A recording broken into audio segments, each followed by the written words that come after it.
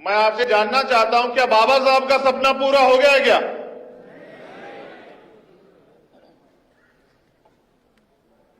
तो बाबा साहब का सपना पूरा करने के लिए आप लोग क्या कर रहे हैं? एक होना पड़ेगा।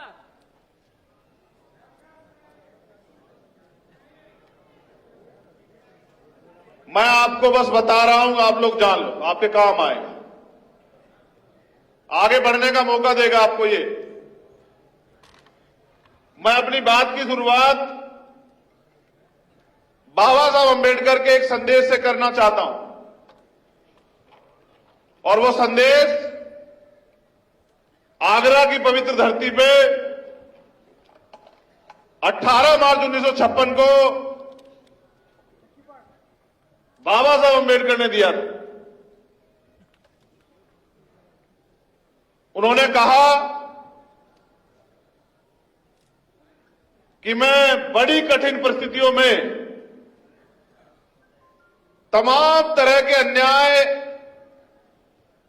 आरोप, अत्याचार, अपमान को सहकर इस कारवां को यहां तक लेके आ पाया हूं। अगर आप इसको आगे नहीं बढ़ा सकते तो इसको पीछे मत जाने देना।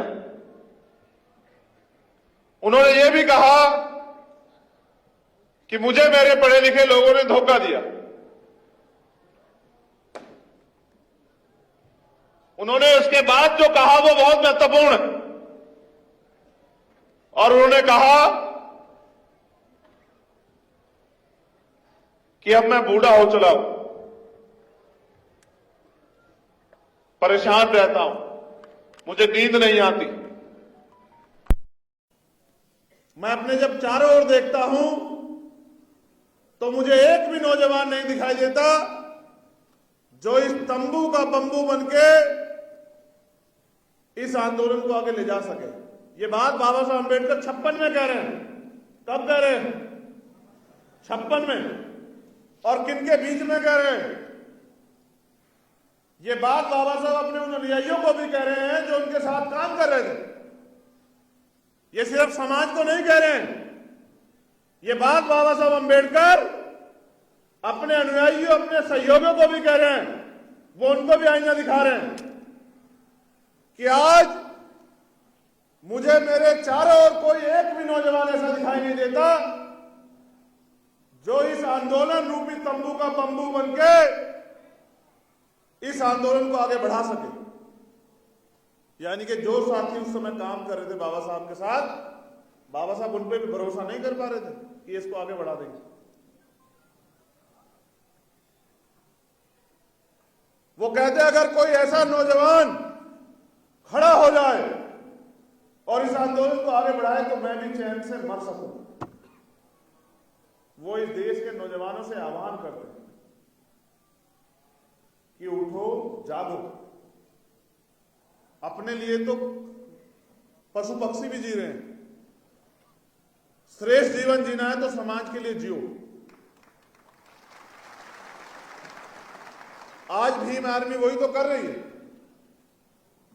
आज अगर पूरे देश में के अन्याय होता है तो पुलिस से पहले किसको आम आदमी याद करता है? बताओ। भीम आर्मी को। और जिसकी पुलिस से भी उम्मीदें खत्म हो जाए वो किससे उम्मीद करता है? जिसकी सरकार से भी उम्मीद खत्म हो जाए वो किसके संघर्ष से उम्मीद करता है? और ये मेरी ताकत नहीं है, ये इस मंच की ताकत नहीं है, ये ताकत है उस कोने पे और वहां सामने बैठे हर एक कार्यकर्ता की, जो न दिन देखता है, न रात देखता है, न सुबह देखता है, न शाम देखता है, न धूप देखता है, न बारिश देखता है, न भूख देखता है, न प्यास देखता है। बस उसको एक आदेश या एक जानकारी मिली होती है कि मेरे समाज पे, इस बहुजन समाज पे कहीं अत्याचार हुआ है। फिर उसको रोकने वाली ताकत जो है वो फिर सरकार के पास नहीं। इसी क्रम में यहां सीएचए के भाई बहन भी आए हुए हैं मेरी जानकारी में। जो लोग राजस्थान सीएचए के जो भाई बहन हैं वो मेरे सामने वो भी आए हुए हैं, और उन्होंने मुझसे कहा था कि भाई सरकार हमारी बात नहीं मान रही है, आपको हमारा साथ देना होगा। मैंने उनसे वादा किया था कि हमारा अधिवेशन खत्म हो जाने दो, इस राजस्थान सरकार की भी अकल ठीक करने का काम भीम आर्मी के लोग करेंगे।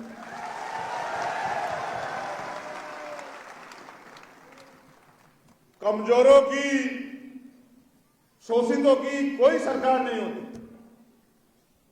अगर उनको ताकतवर बनना है तो अलग जन से बहुजन बनना पड़ेगा। जब आंदोलन की शुरुआत की थी तब मेरी सोच ये नहीं थी, तब मेरा लक्ष्य भी ये नहीं था। और मैं अपने अध्यक्ष जी से कह रहा हूं, अध्यक्ष जी यहां बैठे हैं, ये सपना नहीं था अध्यक्ष जी कि एक दिन ऐसा आएगा कि एक विशाल मंच पे हमारा स्वागत होगा या हमें सुनने के लिए लाखों लोग आएंगे, ऐसा नहीं सोचा था। लेकिन ये समय, परिस्थिति और आपके साथियों का संघर्ष है। मैं धन्यवाद देता हूं सहारनपुर की धरती को भी, वहां के एक साथी को, पुराने, आज जो हमारे बीच नहीं है, मैं उनका भी धन्यवाद करता हूं कि उन्होंने भी कहीं ना कहीं इस आंदोलन को मजबूत किया। लेकिन साथियों, अभी हम लोग कर क्या रहे हैं कि कहीं अन्याय हो जाता है तो हम लोग जाते हैं न्याय दिलाने के लिए। रेप हो जाता है, हत्या हो जाती है, जैसे रीट के बच्चे हैं, जैसे सीएचए के बच्चे हैं हमारे भाई बहन, जैसे और तमाम तरह के वो हैं। तो हमारी प्रक्रिया क्या होती है कि जब कोई अन्याय होता है तो हम उनको न्याय दिलाने जाते हैं। तो एक सवाल जो हमारे साथियों ने मुझे दिया कि भाई ये जरूर बता देना कि हमने पार्टी क्यों बनाई, तो उसका जवाब ये है मेरे शब्दों में। आप सब लोग यहां उपस्थित है, 22-23 स्टेट की टीम के रिप्रेजेंटेटिव, प्रदेश अध्यक्ष या कोई साथी यहां मौजूद है। तो आप ये बताओ कि जब भीम आर्मी ईमानदार से लड़ाई लड़ती है और जब भीम आर्मी के साथियों के साथ कोई मुसीबत आती है तो कोई पार्टी एक है ऐसी जो आपके लिए लड़ती हो? जितने लोग यहां बैठे आप बताओ, जब भीम आर्मी के कार्यकर्ताओं पे झूठा मुकदमा होता है, उनको जेल भेजा जाता है, उनको पीटा जाता है या उनको डिटेन किया जाता है या उनको अरेस्ट करके जो है उनके साथ उनको अपमानित किया जाता है, बताओ कोई एक दल है जो आपकी आवाज उठाता है? बताओ। जब आवाज कोई नहीं उठाता और भीम आर्मी के प्रशिक्षण केंद्र में, ये भीम आर्मी पता है क्या है? ये नेता बनाने की फैक्ट्री है हमारी। ये हमारी नेता बनाने की फैक्ट्री है, ये हमारी लीडर बनाने की फैक्ट्री है। और जो नेता से तैयार होता है उसका कितना सम्मान होता है आपने देखा? उसका सम्मान इतना होता है कि जो लोग कभी किसी से नहीं मिलते थे वो भीम आर्मी में तैयार हुए नेता को, जिले स्तर के नेता को बराबर में खड़े होकर फोटो खिंचवाते हैं। ये सम्मान दिया है भीम आर्मी ने। मैंने ये सुना है कि जिनका राजनीति का धर्म नहीं चलता, जिनका राज होता है उनका धर्म आगे बढ़ता है। और ये मैंने सवाल पिछली बार भी छोड़ा था बहुत बड़े मंच पे कि दुनिया में भारत से क्या क्यों कारण क्या? तो इसका एकमात्र कारण ये है कि यहां उन विचारधारा को मानने वाले लोगों का राज और तानाशाही कोई करे, चाहे वो भारत के प्रधानमंत्री हो या श्रीलंका के प्रधानमंत्री हो, तानाशाह का हाथ एक जैसा होगा, उनको छोड़ मारना होगा। कल श्रीलंका में था, जिस दिन भीम आर्मी के लोग अनुशासन में तैयार हो जाएंगे, भारत में भी रुकावटें करेंगे। जन आंदोलन भारत में इसलिए नहीं खड़ा होगा मेरे साथियों, क्योंकि अभी हम जातियों में बैठे हुए। आज मैं दलितों की तरफ से नहीं बोल रहा हूं, आज मैं अलग दिनों की तरफ से नहीं बोल रहा हूं, और मुझे अपने बनाव में मेरी एक ही पहचान है, मैं बहुजन। ये आंदोलन 15 बड़ा प्रदर्शी का है और इस देश में प्रदर्शीनाथ करेंगे इसकी तैयारी भी हमें करनी पड़ेगी, क्योंकि हमने उनको 70 साल से मौका दिया। सारी सरकार अपनी बनी, स्टेट की और सेंटर की। आज भी हमारे लोग आंसू के लिए मजबूर, रोटी के लिए मजबूर, कपड़े मकान के लिए मजबूर है, और इन्हीं बात पे हमारे वोट दी जाती है।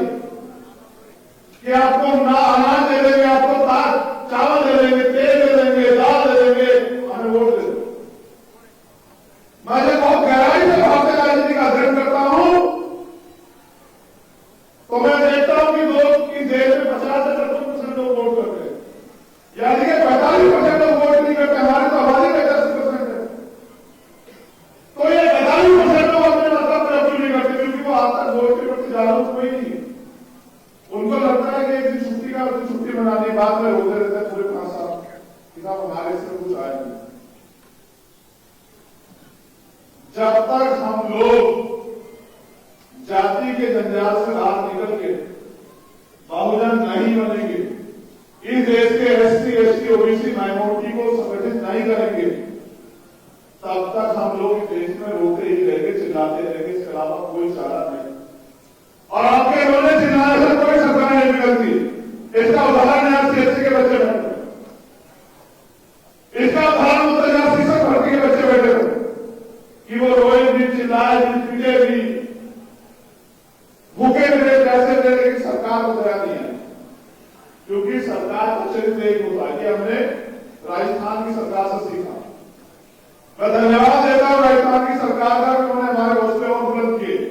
और मैं अपने राजस्थान के प्रधानी और उनके नेताओं को, जो राजस्थान प्रदेश के भीमानी महिला समाज पार्टी, कहना चाहता हूं कि अगर अब भी वो दोबारा से सरकार सत्ता में आई, फिर वो अपमान बरकरार रहेगा जो अपमान उन्होंने जो है इस बार हमें फूल समेत दिया,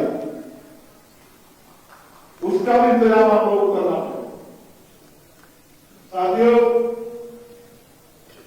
जब तक हम लोग कैटेगराइज नहीं थे, तब तक हम लोग भीड़ भीड़ भीड़ होगी। 2022 में सोचिए कि दोबारा जीने का मौका मिला। कठिन समय था, मुझे भी बहुत वो लगा, मैंने बहुत मेहनत की थी, आप सब लोग जानते हैं।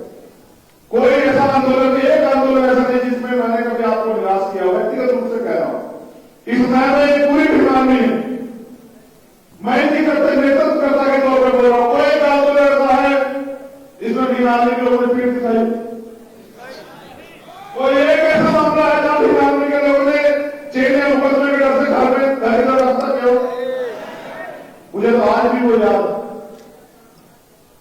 जब 5 मई का हादसा हुआ, फिर 9 मई का जब पूरी घटनाक्रम हुई, फिर उसके बाद 16 महीने एक दिन ये सोच के काटा। जेल में मैंने और मेरे भाइयों ने, भाई विनय सिंह जी, कमल भाई, मंजीत भाई और सारे साथी, ये सोच के काटा कि अगर मौका मिलेगा तो ये अन्याय किसी और के साथ ना हो, इसकी तैयारी हम लोग करेंगे। और 2 दिन में आज के दिन हम लोग संघर्ष कर रहे हैं। इस संघर्ष के बलबूते आज हम लोग यहां खड़े। कल आप भी मेरे लिए आ सकते हैं। भीम आर्मी में कोई पैसे लगा के नहीं बढ़ रहा। जितने लोग बैठे आप बताओ, क्या कोई पैसे लगाकर बढ़ा भीम आर्मी में? आज जो राष्ट्रीय स्तर के पदाधिकारी है वो कहीं ना कहीं भीम आर्मी के जिले, मंडल, प्रदेश स्तर के पदाधिकारी, वही लोग आगे बढ़े। अब हमने इसका संविधान बना दिया। कल आप सभी प्रदेश अध्यक्षों को संविधान दे देंगे। इसमें कार्यकाल तय होगा कि प्रदेश अध्यक्ष या राष्ट्रीय अध्यक्ष कितने समय के लिए रहेगा, वो पूरा हमने बना लिया। इसमें यही नहीं कि सिर्फ एक ही आदमी राष्ट्रीय अध्यक्ष रहेगा, उसके लिए पैमाना मेहनत करते रहिए, आगे बढ़ते रहिए। हो सकता है कि उस भीड़ में से बैठा व्यक्ति भी कोई देश की आर्थिक संगठन का राष्ट्रीय अध्यक्ष। सब एक है कि पैमाना पैसा नहीं, आपका काम और आपका अनुशासन है। अगर आप काम अनुशासन को प्रायोरिटी ना देके किसी दूसरे रास्ते से घूमना चाहते हैं तो ये तब तक वो संभव नहीं, जब तक मैं और अभी मैं कहीं जाने वाला नहीं। याद रख, अभी तो लड़ाई शुरू हुई, अभी तो इसको अंतिम दौर में लेके जाना है। अभी तो हमें अपने पैरों पर खड़ा होना है, अभी तो शुरू हुआ। मैंने अपने ऊपर भी अनुशासन समिति, समन्वय समिति को रखा है कि अगर कल मैं भी कोई गलती करूं तो मेरे ऊपर भी कार्रवाई हो सके। क्योंकि अक्सर जिनको हम ताकत देते हैं वही लोग तानाशाह जाते हैं। इसलिए मैंने सारे डायरेक्शन और सारे दिशा निर्देश और मुझे भी चलाने की जो ताकत है, रणनीति बनाने की जो ताकत है, वो समन्वय समिति और अनुशासन समिति होती है कि कल कोई और डिक्टेटर ना पैदा हो जाए, वरना फिर कार्यकर्ता भी आगे नहीं बढ़ सकता। हमने पिछली गलतियों से बहुत सीख ली और उस सीख के जरिए आज हमने सीखा है कि हमें कैडर को गांव तक लेके जाना पड़ेगा अगर इस देश में अगर राज्य व्यवस्था कायम करनी है। क्योंकि सिद्धांत ये है, हमारे साथियों ने भी मुझे जागरूक कराया, बताया कि दुनिया में दो तरह की व्यवस्था जो है ना है। कितने तरह की व्यवस्था है? एक राज व्यवस्था और दूसरी समाज व्यवस्था। जिनका समाज व्यवस्था पे कब्जा होता है, अधिकार होता है, वर्चस्व होता है, उन्हीं का राज व्यवस्था पे अधिकार। तो हमें अपनी व्यवस्था को मजबूत करना पड़ेगा, और व्यवस्था मजबूत कौन करेगा? नेता नहीं। अगर सोचो, मेरी तरफ भी देखो कि मैं कहां खड़ा हूं। अगर आप मुझसे कहो भाई मैं अभी आपके राजमिस्त्री के रूप में हूं, समझते हैं कौन सा राजमिस्त्री? हाँ वही। अगर आप ये समझो कि राजमिस्त्री सरिया, बजरी, सीमेंट, पानी, रेत अपने घर से लाए तो कैसे हो जाएगा? कोई बताओ, क्या मकान बन सकता है? मकान तब बनेगा जब समाज उसकी व्यवस्था कराएगा। और मुझे कष्ट है, इतना काम करने के बाद हमारे साथ कहना पड़ रहा है लगभग देख लो, ये बड़ा दुख है। लेकिन कोई बात नहीं, एक बड़ा हमसे दूरी बनाए बैठा मेरा उनको भी संदेश जो समाज का बुद्धिजीवी वर्ग कि हम लोग काम करने को तैयार है, आप पॉलिसी बनाने की जिम्मेदारी लीजिए। आपका अनुभव, हमारा संघर्ष मिलकर जो है देश में हम लोग राज व्यवस्था कायम करेंगे। आप बुनियाद नींव बनके, आप नींव बनके जो है वो काम कीजिए, क्योंकि नींव जो होती है ना, नींव अगर वो ढकी रहे तो बहुत अच्छी, अगर नींव दिखने लगती है ना तो यानी कि बुनियाद अगर दिखने लग जाएगी तो जो निर्माण कार्य जो बन रहा है वो गिर जाएगा। इसलिए नींव को ना दिखे। जो हमारा कर्मचारी अधिकारी वर्ग है, मैं उनसे बात कर रहा हूं कि भाई अब आप अपनी जिम्मेदारी तैयार करो। आज दिल्ली में अधिवेशन बता रहा है कि हमने एक कमाल कर दी है कि 2024 से पहले जो लक्ष्य में आपको दूंगा, टारगेट बना जो मैं आपको दूंगा, उसको पूरा करके हम हर कीमत पे यहां भारतीय जनता पार्टी को सरकार बनाने से रोकेंगे। क्योंकि भारतीय जनता पार्टी की सरकार ने एक एक करके हमारे सारे अधिकार वापस जो छीन के और मनुस्मृति को देश में लागू करने का योजना बना रखा है। और वो लोग इस बात को, उनके धार्मिक लोग, उनके सामाजिक लोग, वो लोग इस बात को कहते भी रहते।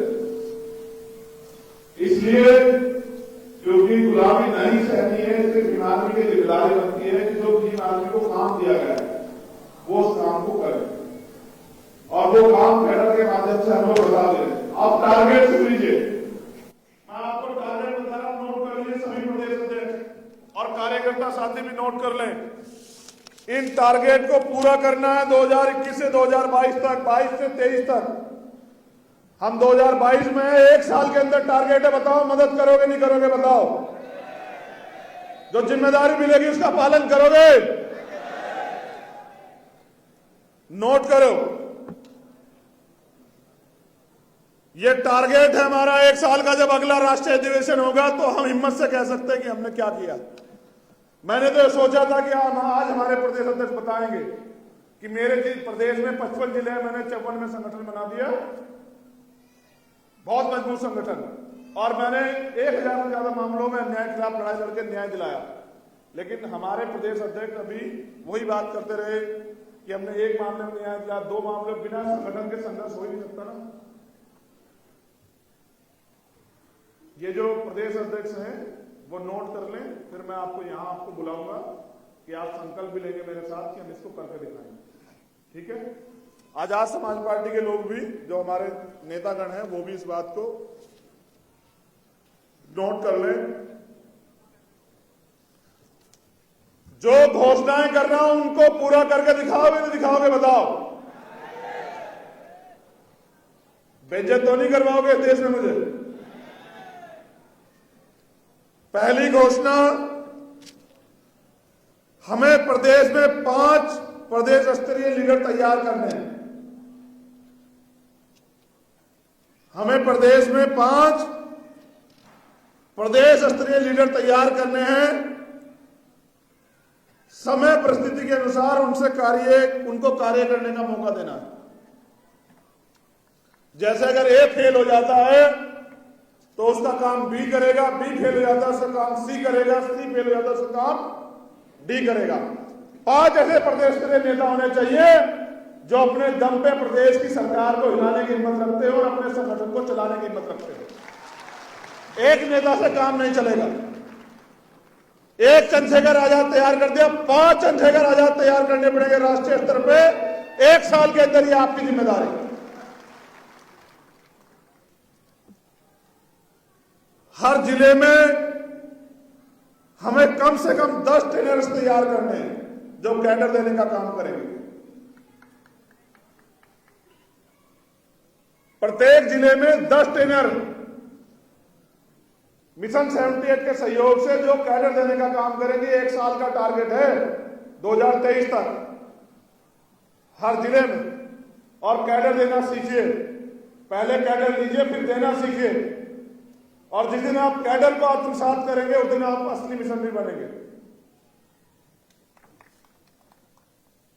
रोजगार से युवाओं को, बहनों को, भाइयों को कैसे जोड़ना है, इसका प्रोग्राम हमें अपने अपने प्रदेश में बनाना पड़ेगा।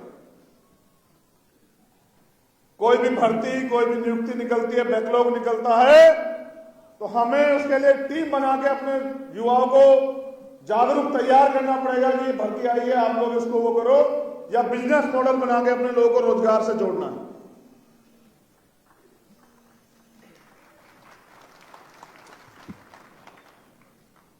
हमें दिल्ली में राष्ट्रीय कार्यालय और प्रदेशों में प्रदेश कार्यालय से 1 साल के अंदर तैयार करने, ये आप सब लोगों की जिम्मेदारी है, मेरी नहीं, आप सब लोगों की जिम्मेदारी है। एक राष्ट्रीय स्तर का कार्यालय और हर प्रदेश में प्रदेश कार्यालय, जहां से पूरे प्रदेश के लोगों को संदेश जाए। ये सारी चीजें तैयार करने की जिम्मेदारी आप लोगों की। एक सबसे महत्वपूर्ण आंदोलन जो मैंने उड़ीसा से सीखा, मैं उड़ीसा की टीम को धन्यवाद देता हूं। हमें सभी प्रदेशों में टारगेट बना के जमीन का आंदोलन चलाना है। आप लोग नोट नहीं कर रहे भाई? आप लोग किसी नोट कर रहे हो भाई? राष्ट्रीय कमेटी के जो लोग, आप यही लापरवाही कर रहे हो।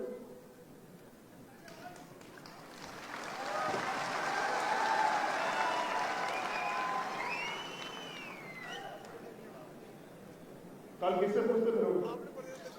नहीं, राष्ट्रीय कमेटी के लिए भी कहा है सब लोगों को नीचे बैठे हुए, सबको नोट करना है। काम तो आप ही लोग करवाओगे ना, कहां से करवाओगे जब आपको काम ही नहीं पता होगा। हमें सभी प्रदेशों में जमीन का आंदोलन चलाना है। गौर से सुने, हिले ना। SC, ST, OBC माइनॉरिटी के कितने लोगों पे खेती और रहने के लिए जमीन है, हमें इसकी डिटेल तैयार करवानी है। और जहां नहीं है, हम आंदोलन चला के सरकार से SC, ST, OBC के लोगों को खेती के लिए जमीन और रहने के लिए जमीन दिलाने का काम जो है ना, हम राष्ट्रीय स्तर पर करेंगे। इसका पूरा डाटा दिल्ली से लेके और जम्मू से लेके उड़ीसा, झारखंड, तेलंगाना, केरला, कर्नाटका, सब जगह का होना चाहिए। ये प्रदेश के अध्यक्षों की जिम्मेदारी है।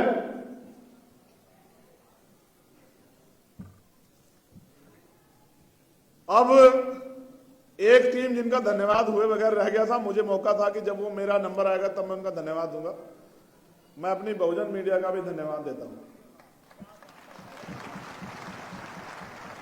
अगर ये बहुजन मीडिया ना हो तो कितनी अन्याय की घटना दब जाए, कितनी घटनाएं जो है ना वो दबा दी जाए, क्योंकि मनु मीडिया कब से हमारी आवाज उठाने लगा।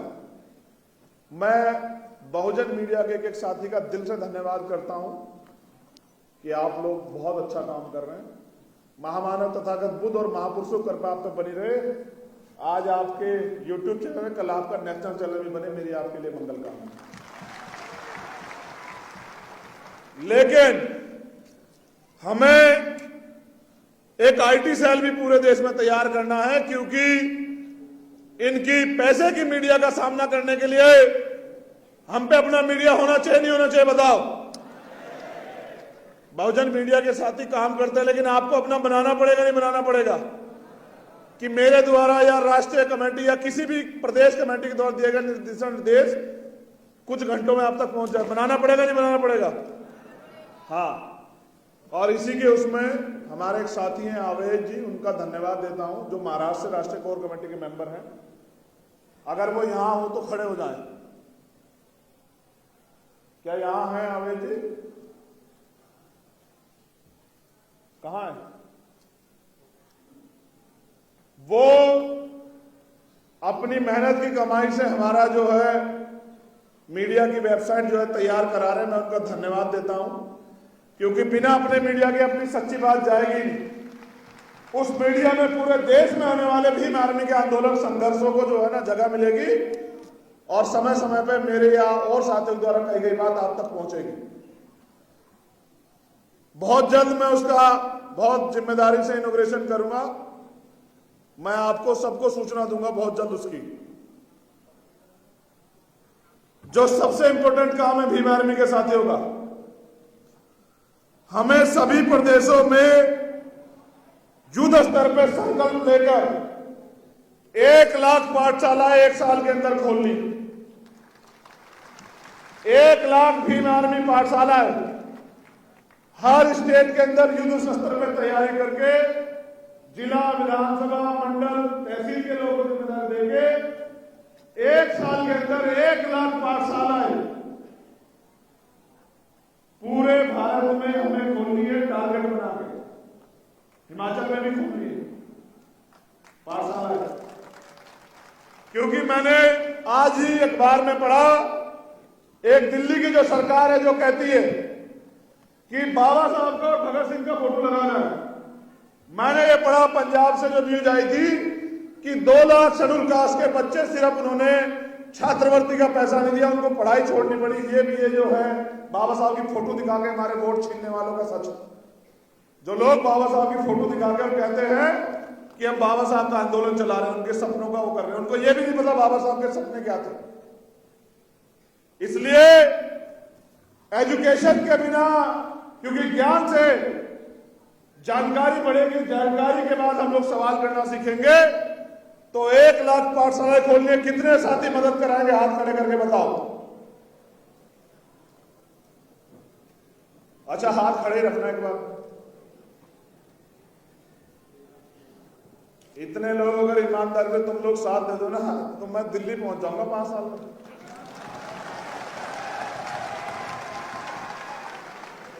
अगर इतने लोग ईमानदारी से तैयार होकर काम करें। आगे सुनो,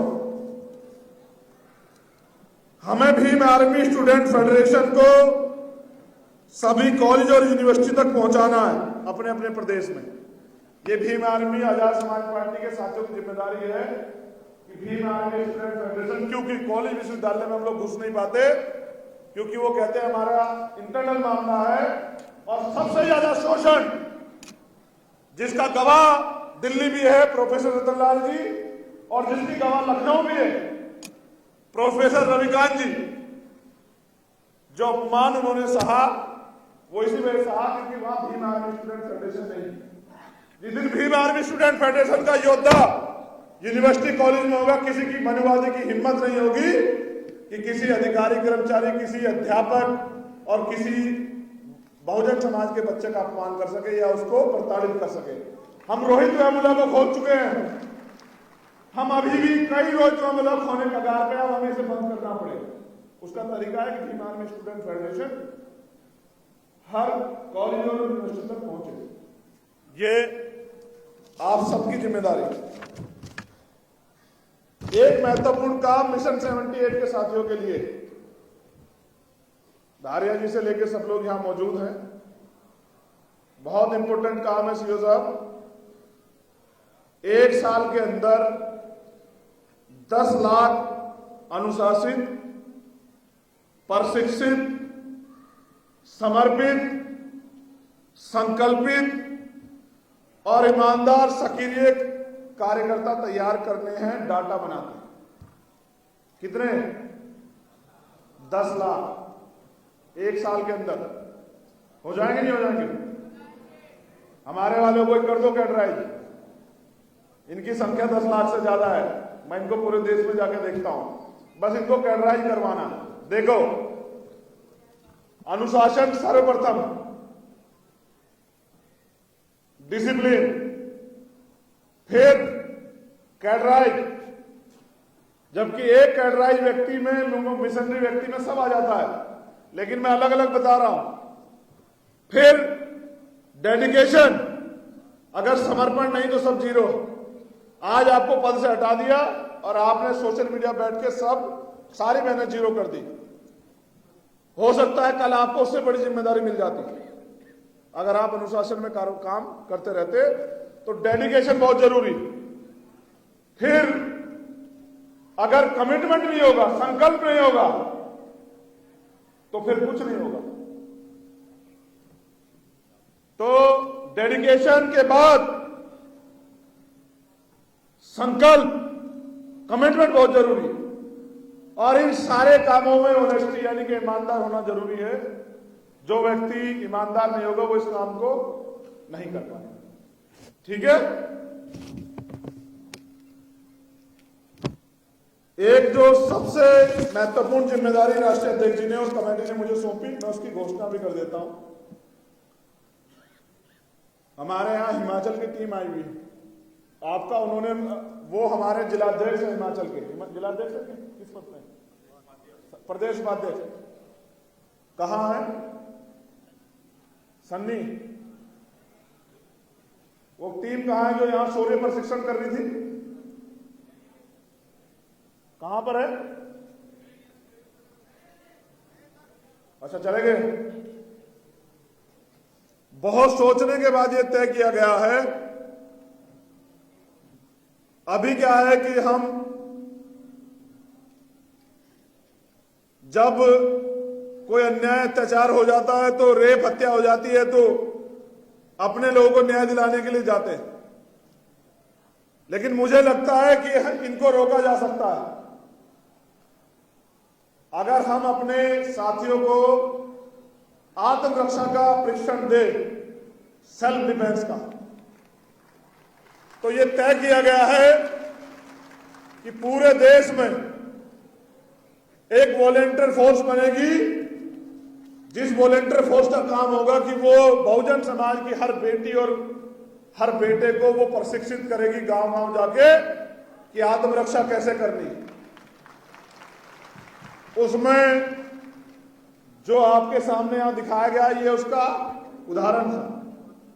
आप चाहते नहीं चाहते आत्मरक्षा का कैडर कैंप चले? कितने लोग चाहते हो? बहुत अच्छे। देखो,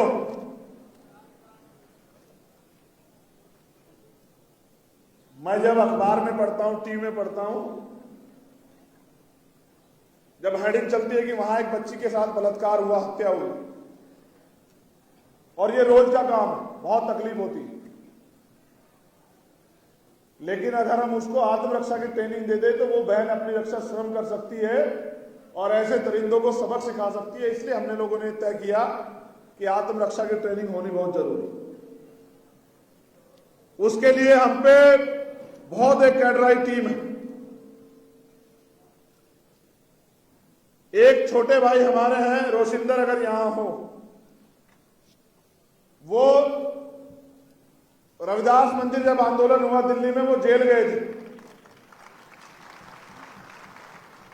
तब वो छुट्टी पे आए थे और वो कमांडो है, ब्लैक कैट कमांडो है, एनएसजी कमांडो। जातिवाद के कारण उनकी नौकरी चली गई, क्योंकि इसकी सजा वहां बैठे अधिकारियों ने इनकी नौकरी छीन के लिए आज वो बेरोजगार हो गया। आप देखो कि भीम आर्मी के लोग क्या क्या सह रहे हैं। रोजगार आदमी की सबसे बड़ी ताकत होती है और उन्होंने उसका रोजगार छीन लिया। लेकिन उसने मुझसे यह नहीं कहा कि रोजगार देना है, मुझे रोजगार चाहिए। उसने मुझसे कहा कि मेरे अंदर काबिलियत है, मैं एनएसजी कमांडो, आप जो वॉलेंटियर फोर्स बनाना चाहते हैं आप उसकी जिम्मेदारी मुझे दो, मैं मॉडल बना के दूंगा, ऐसे वॉलेंटियर खड़े करूंगा कि सरकार का जैसे कमांडो उनका मुकाबला नहीं कर पाएगा। मैं देखता हूं हमारे लोग जो है ये हत्या और अन्याय अत्याचार बहनों पर क्यों नहीं बंद होता? तो पूरे देश में जो हमारे प्रशिक्षित रिटायर और वर्तमान जो लोग काम करना चाहते हैं, ऐसे सारे साथियों को यूनाइट करके बहुत जल्द जो है आत्मरक्षा के कैडर कैंप सारे उसमें जाएंगे और इन प्रशिक्षण शिविरों में राष्ट्रीय प्रदेश स्तर के पदाधिकारियों को भी भाग लेना पड़ेगा। भाई हमारा नेता पुलिस की लाठी देख के भागेगा नहीं, वो कार्यकर्ताओं के बीच में खड़ा रहेगा डट के। होना चाहिए नहीं होना चाहिए बताओ? हाँ, इसलिए तय हुआ है इन प्रशिक्षित कार्यक्रमों में हमारे प्रदेश के अध्यक्ष और राष्ट्रीय अध्यक्ष भी सब लोग शामिल होंगे। और हर साल जब इसमें भी हमने टारगेट बनाया, जब हम 1 साल के बाद लगभग 10,000 प्रशिक्षित एनएसजी कमांडो के जैसे वॉलंटियर तैयार कर लेंगे, हम उसकी परेड कराएंगे दिल्ली में। देखिए आप याद करना।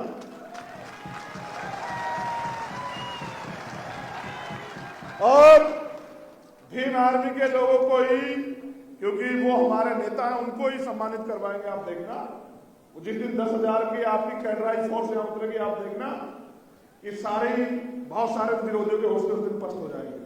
ये जिम्मेदारी भी हम निभाएंगे। हमें अपने सभी प्रोग्राम समयबद्ध, योजनाबद्ध व डाटाबेस पे तैयार करना है और हमें टारगेट को 1 साल के अंदर हासिल करना है। ये पूरा मैंने आपको लिखवा दिया।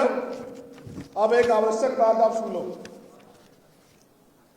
अभी कार्यक्रम 1 घंटा और चलेगा मेरी स्पीच के बाद। कितनी देर चलेगा? 1 घंटा अनुशासन में बैठे रहना, ठीक है?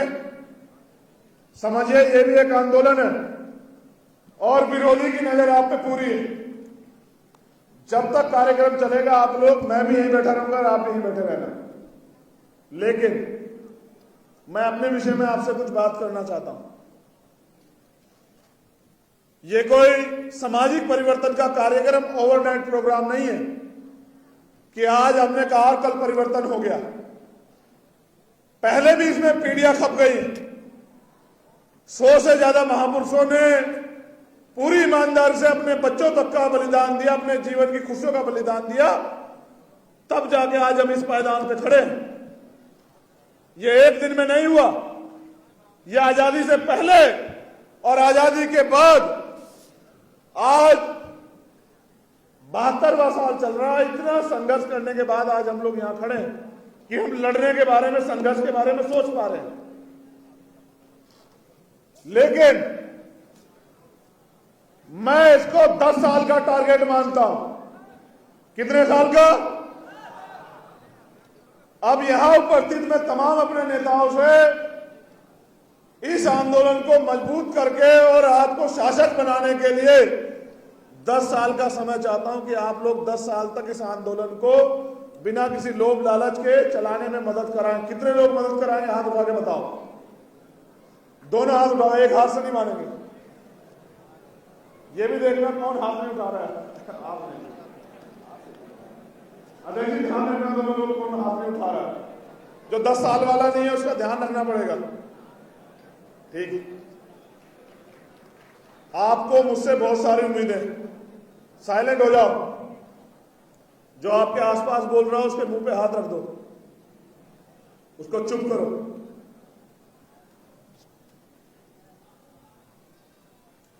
हम एक कठिन समय में, जहां विरोधी बहुत मजबूत है, ऐसे समय में इस आंदोलन को आगे बढ़ाना चाहते हैं। और हम ऐसे चढ़ाई पे, चढ़ाई समझते हैं ना? आज हमें एक दूसरे को सहयोग करके, एक दूसरे का हाथ पकड़ के आगे बढ़ने की जरूरत है।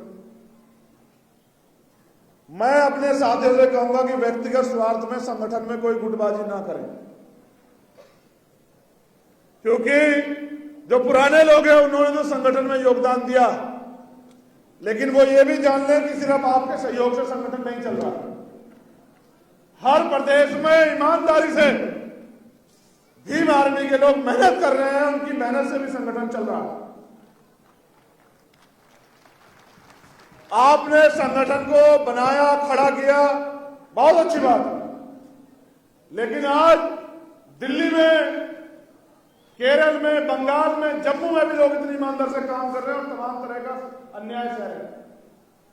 हम लोग किसी को तनख्वाह नहीं देते, लेकिन ये जोश और जुनून है आपका इस मूवमेंट के प्रति, जिसमें आज ये ताकत जो है ना यहां बना के खड़ी की। भीम आर्मी में प्रशिक्षित होके वहीं से लीडर निकलेंगे और आजाद समाज पार्टी का नेतृत्व करेंगे। इन उम्मीदों के साथ हमने आजाद समाज पार्टी बनाई है कि आजाद समाज पार्टी के नेता गैर प्रशिक्षित हुए तो लुटेरे बिकाऊ ना हो जाए, बेचने वाले ना बन जाए। इसलिए भीम आर्मी के भट्टी में तैयार होकर पक्के कैडर लेकर संघर्ष करके जो नेता आएगा वो समाज से धोखा नहीं करेगा। इसलिए आजाद समाज पार्टी में भीम आर्मी के नेतृत्व को जगह और स्थापित जो है उसको किया जाएगा। आप सब लोग यहां दूर दराज से पहुंचे, आपने खूब संघर्ष किया, आपने अपनी मेहनत के दम पे भीम आर्मी को आगे बढ़ाया। मैं ये मानता हूं कि आज जो दिशा निर्देश मेरे द्वारा दिए गए हैं आप लोग इसका पालन करेंगे। कल स्टेट और राष्ट्रीय कमेटी की एक मीटिंग है, उसमें बहुत सारी चीज जो है वो तय होगी। मीटिंग की जानकारी राष्ट्रीय अध्यक्ष जी द्वारा आपको मिल जाएगी। प्रदेश और राष्ट्रीय स्तर के पदाधिकारी उसमें शामिल हों। उस मीटिंग के बाद जो है कुछ नए जो है जानकारियां साझा की जाएंगी। आप सब लोगों को उसमें रहना अनिवार्य है, इसलिए आप सब लोग उस मीटिंग में रहें। दूसरा, जो साथी यहां पहुंचे हैं, क्योंकि एक एक कार्यकर्ता बहुत इंपॉर्टेंट, एक एक कार्यकर्ता संगठन की रीढ़, एक एक कार्यकर्ता इस संगठन की ताकत है। तो मैं आपसे कहना चाहता हूं कि जो कार्यकर्ता जहां से पहुंचे वो जिम्मेदारी से वापस जाए और आज से संकल्प करके जाएं कि हमें अल्पजन नहीं बहुजन बनना है और इस देश में रहने वाले जो तमाम शोषित समाज है, चाहे वो SC ST के लोग हों या OBC के लोग हों या वो माइनॉरिटी के लोग हों, जिनमें मुस्लिम हो, ईसाई हो, जैन हो, पारसी हो, बुद्धिस्ट हो, उन सब की रक्षा सुरक्षा की जिम्मेदारी भी हमें आज इस मंच के माध्यम से लेनी है कि जो योजनाबद्ध तरीके से उनके खिलाफ अन्याय हो रहे हैं उसको हमें हर कीमत पे रोकना है। एक महत्वपूर्ण घोषणा और,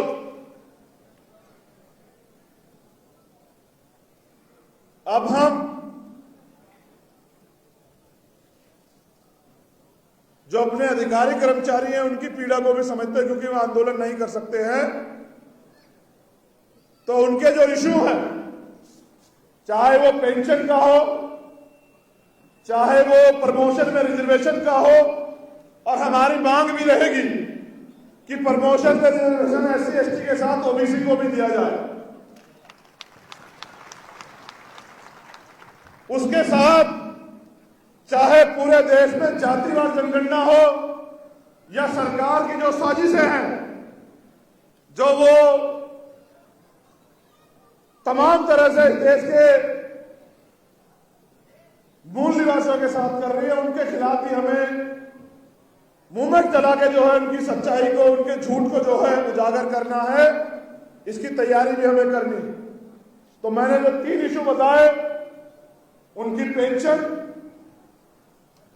उनका प्रमोशन में रिजर्वेशन और जातिवार जनगणना, और इसके साथ नौजवानों को नौकरी के लिए बैकलॉग, इस पर भी हमें मूवमेंट चला के सरकार को मजबूर करना है।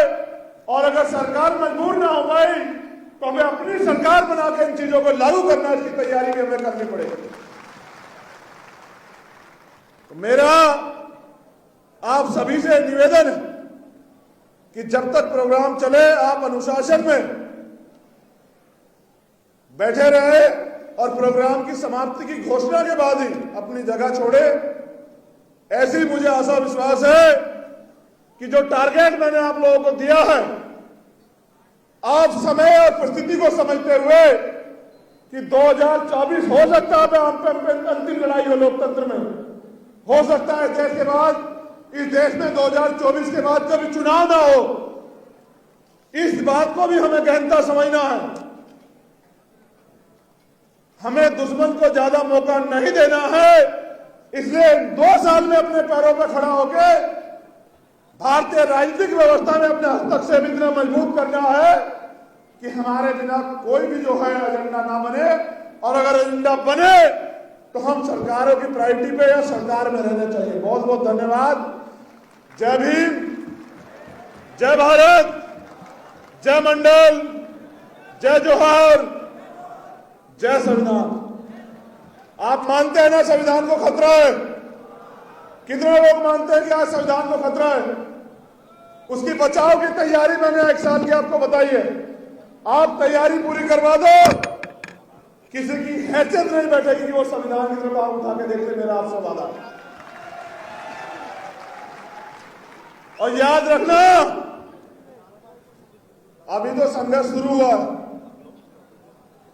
जिस दिन इसका अंजाम होगा आप देखना कि इस देश में गैर बराबरी नहीं रहेगी, इस देश में बेगमपुरा आएगा। और जिस दिन इस देश में बेगमपुरा आएगा, तभी ये देश जो है ना बाबा साहब के सपनों का भारत बनेगा, बुद्ध के सपनों का भारत बनेगा। उस बेगमपुरा राज को लाने की तैयारी भी हमें करनी। बहुत बहुत धन्यवाद। जय भीम, जय भारत, और आप सभी के लिए मंगल कामना। अपनी अपनी जगह पे बैठ जाओ। नहीं, जब तक 1 घंटा प्रोग्राम चलेगा कोई नहीं लेगा। और मैं फिर कह रहा हूं, ये भी अनुशासनहीनता के दायरे में आएगा अगर आज आपने अनुशासनहीनता की। हाल तो मेरा विश्वास है कि जब तक मैं बैठा हूं तब तक तो आप हिलोगे नहीं। बहुत बहुत धन्यवाद। पूरे देश से जो कार्यकर्ता पदाधिकारी पहुंचे हैं, जिनको बुलाया गया था, उन सभी का धन्यवाद। जय भीम, जय भारत।